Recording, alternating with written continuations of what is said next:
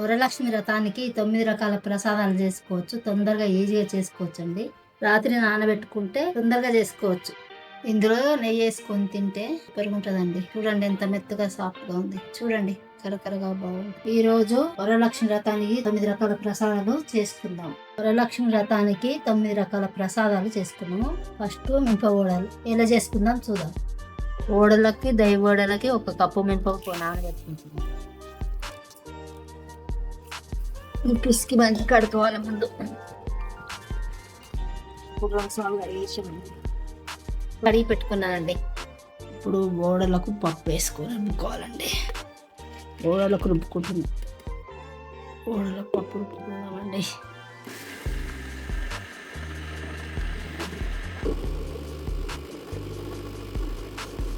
ఇప్పుడు పప్పు రుబ్బుకోవడం అయిపోయిందండి. తీసుకుందాం.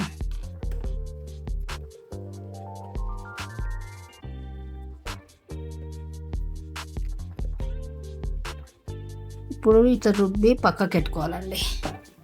ఇందులో కూడా చిటికెడు సోడా వేసుకోవాలండి. చెంచాడు ఉప్పు వేసుకోవాలి. హాఫ్ చెంచా జీలకర్ర, పచ్చిమిరపకాయలు, కరివేపాకు, కొత్తిమీర, అల్లం కలుపుకోవాలి.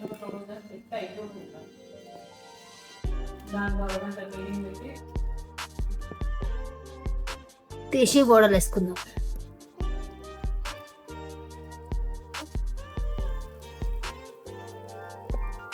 ఇలా చేతులతో ఎత్తుకొని వేసుకోవచ్చండి. ఎత్తుకొని రాకుంటే కవర్ మీద కూడా ఎత్తుకోవచ్చండి.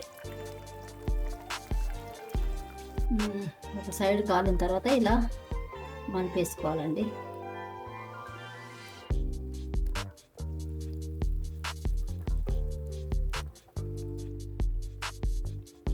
ఇంకో 2 పక్కల మంచిగా ఇలా ఎర్ర కాల్చుకున్న తర్వాత ఇలా తీసుకోవాలి. రెండో ప్రసాదం పూర్ణం బూరెలు ఎలా చేసుకుందామో చూద్దాం. పూర్ణం బూరెలకు 1 కప్పు మినపప్పు పోసి కడుక్కోవాలండి. కప్పు బావు బియ్యం, 1 కప్పు మినపప్పు. ఇప్పుడు మంచి కడిగి పెట్టుకోవాలండి. 2-3 సార్లు 2 సార్లు కడిగి నానబెట్టుకోవాలండి.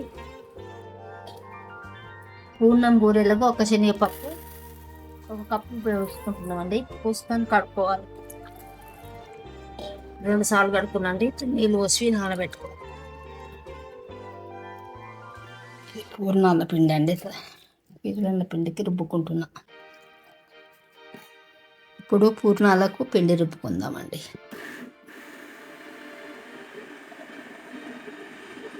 పిండి రుబ్బుకోవడం అయిపోయింది. పిండి రుబ్బడం అయిపోయిందండి. పూర్ణాలకి ఇట్లా రుబ్బుకొని ఇట్లా పోసుకోవాలండి. ఇట్లా రుబ్బిన తర్వాత 1 గంట సేపు పక్కకి పెడితే మంచిగా పొంగుతుందండి. పప్పు ఉడకబెట్టుకోవడానికి కుక్కర్లో వేసుకోవాలి. కానీ కుక్కర్లో వేసుకోకపోయినా నడుస్తుంది. ఎందుకంటే నానిన పప్పు కాబట్టి. పప్పు చల్లారిందండి. ఇందులో బెల్లం వేసుకోవాలా. సరిపడు బెల్లం వేసుకొని రుబ్బుకోవాలి. ఈ పూర్ణాల పిండిలోకి కొంచెం బెల్లం వేసుకోవాలండి. ఎర్ర కలర్ రావడానికి కొంచెం సోడా వేసుకోవాలి. సోడా వేసుకొని కలుపుకోవాలండి. ఇలా మంచి కలర్ వస్తుందండి. ఇట్లా కలుపుకొని పెట్టుకుంటే తీసి పక్కకి పెట్టుకుందాం. వేసి కలుపుకోవాలి. ఇప్పుడు పూర్ణాలకు బెల్లం పప్పు రుబ్బుకుందాం.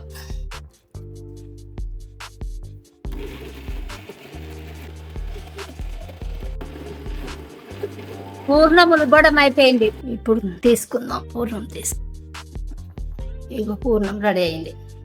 నూనె పోసుకుందామండి. ఈ సైజు పూర్ణాలు చేసి పక్కకి పెట్టుకోవాలండి. పూర్ణం పిండిలో సగం ఉప్పు, 2 చెంచాల బియ్యం పిండి వేసుకుంటే కరకరలాడుతుందండి. బూరెలు నూనెలో వేస్తున్నప్పుడు కలుపుకోవాలండి. ఇది మంచి కరకరలాడుతుంటుంది. చుట్టు పెట్టుకున్న ఇట్లా పూర్ణము పిండిలో వేసుకోవాలి. పిండి చూడండి ఎంత మంచిగా పూర్చింది. ఇలా వేసుకొని ఇలా తీసుకోవాలండి. ఇప్పుడు పూర్ణము బూరెలు వేసుకోవడానికి నూనె కాగిందో లేదో చూసుకుందాం. ఇప్పుడు పిండి కాలింది, తేలుతుంది కాబట్టి ఇప్పుడు వేసుకుందాం.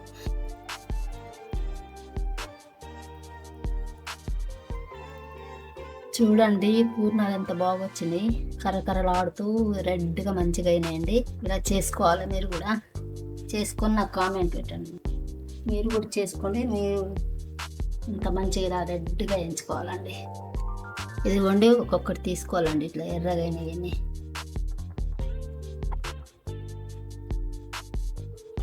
చూడండి ఎంత బాగుంది చూడండి. మూడో ప్రసాదం శనగ గుగ్గీలు. ఎలా చేద్దామో చూద్దాం. శనగ గుగ్గీలకి ఒక కప్పడు శనగలండి పోసుకొని కడపాలి. ఇప్పుడు నీరు పోసుకోవాలండి నానబెట్టుకోవడానికి. ఇప్పుడు శనగ గుగ్గీలు ఉడకబెట్టడానికి వాటర్ గ్లాసున్నర పోసుకొని ఉడకబెట్టుకోవాలి. చెట్టు కళ్ళు వేసుకుంటామండి.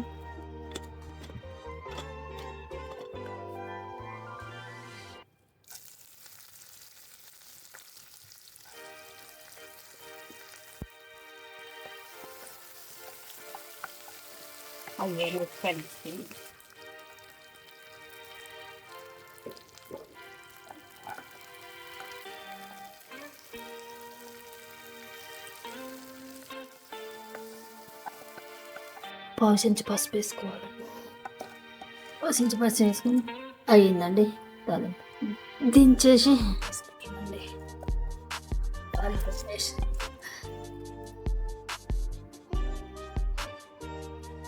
నాలుగో ప్రసాదం దద్దోజనం. ఎలా చేసుకుందామో చూద్దాం. ఈ పెరుగన్నానికి ఒక గ్లాసుకు 3 గ్లాసులు నీళ్ళు పోసుకోవాలి. పోసి పొయ్యి మీద పెట్టుకుందాం. ఇప్పుడు బియ్యం పెట్టుకుందాం దద్దోజనానికి.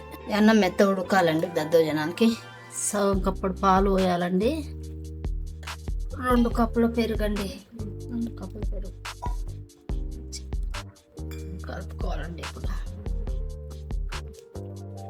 మంచిగా ఇలా కలుపుకొని మొత్తం కలుపుకోవాలి.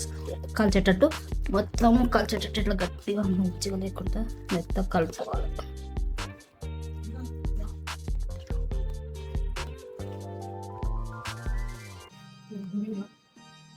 ఇప్పుడు జీలకర్ర ఆవాలు వేసుకుందామండి.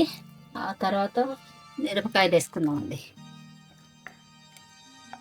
ఇప్పుడు కాజు బాదాం వేసుకుందాం. ఇప్పుడు కొంచెం అల్లం వేసుకోవాలండి. చెంచాడు ఒక చెంచా మిరియాలు కూడా వేసుకోవాలి. కరివేపాకు కూడా వేసుకోవాలండి.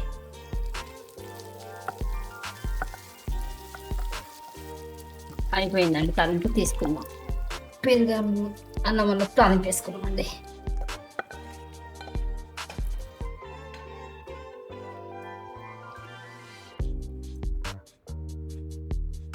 ఐదో ప్రసాదం పరమాణం. ఎలా చేసుకుందామో చూద్దాం.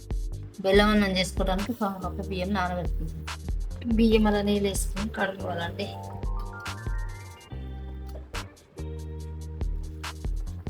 చేతిలో నానబెట్టుకోవాలి. పరమాణానికి బియ్యం వండుకుంటాం.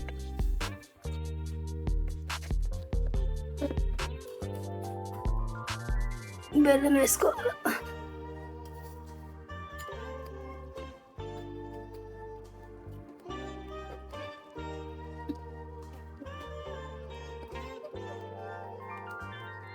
రెండు యాలకులు వేసుకోవాలి. పరిమాణం కొంచెం ఉడకాలండి.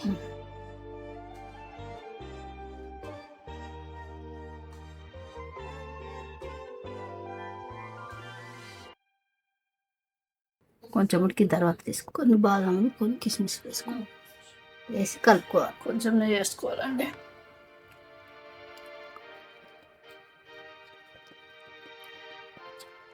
ఇంకా దించేసుకుందామండి. ప్రమాణం అయింది దించుకుందాం. ఇప్పుడు తాలింపు పెట్టుకుందాం.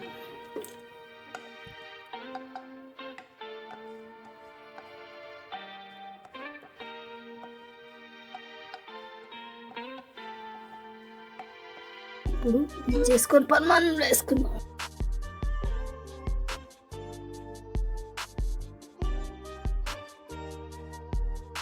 ఆరో ప్రసాదం పెరుగు వడ. ఎలా చేసుకుందామో చూద్దాం. దହି వడ అండి ఇది.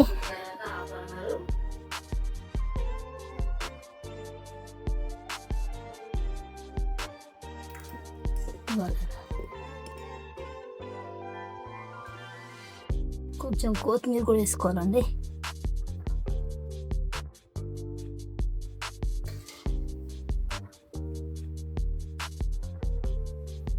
చెంచాడు ఉప్పు కూడా వేసుకోవాలండి. వేసుకొని కలుపుకోవాలి. దହି కూడా రెడీ అయిందండి. 7వ ప్రసాదం పులిహోర. ఇప్పుడు ఎలా చేసుకుందామో చూద్దాం రండి. పులిహోరకు చింతపండు నానబెట్టుకుంటాం. పులిహోరకు పులుసు మసలు పెట్టుకోవాలండి. కరివేపాకు వేసుకోవాలండి.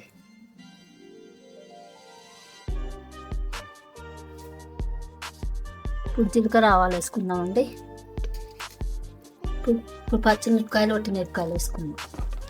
ఇప్పుడు పల్లీలు వేసుకుందామండి. 2 చెంచాల పల్లీలు, 2 చెంచాల శనగపప్పు, 2 చెంచాల మినపప్పు వేసుకొని కలుపుకోవాలండి. ఎర్రగా అయినాక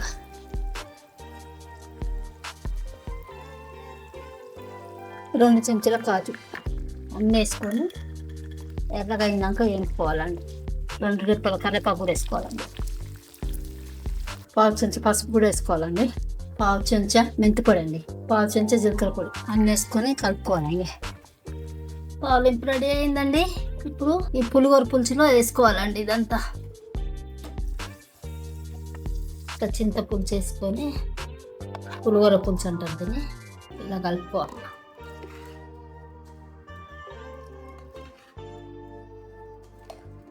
ఎనిమిదో ప్రసాదం వడపప్పు. ఎలా చేసుకుందాము. పప్పు కోసము గుప్పెడు పప్పు నానబెట్టుకోవాలి. ప్రసాదానికి 1 గంట నానబెట్టుకోవాలి. గంట సేపు నానబెట్టుకొని బెల్లం ముక్క పెట్టుకుంటే వడపప్పు ప్రసాదం రెడీ. 9వ ప్రసాదం బెల్లం పానకం. ఎలా చేసుకుందామో చూద్దాం రండి. బెల్లం పానకం కోసము బెల్లము పెట్టి కరగబెట్టుకోవాలండి. 1 గ్లాస్ నీళ్ళు పోసి నానబెట్టుకోవాలండి. ఇట్లా పానకం ఉడగట్టుకోవాలండి. కొంచెం మిరియాల పొడి కూడా వేసుకోవాలండి. వేసుకొని కలుపుకోవాలి.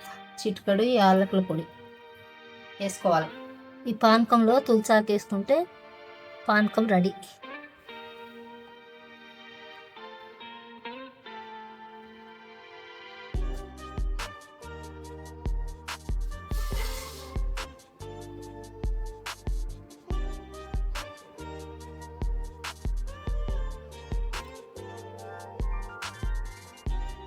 ఇంకా వడలు. ఇప్పుడు పూర్ణాలు, శనగ బుగ్గీలు, ఇప్పుడు పెరుగన్నం, ఇప్పుడు పరమాన్నం, దహివడ, పులిహోర, వడపప్పు, పానకం.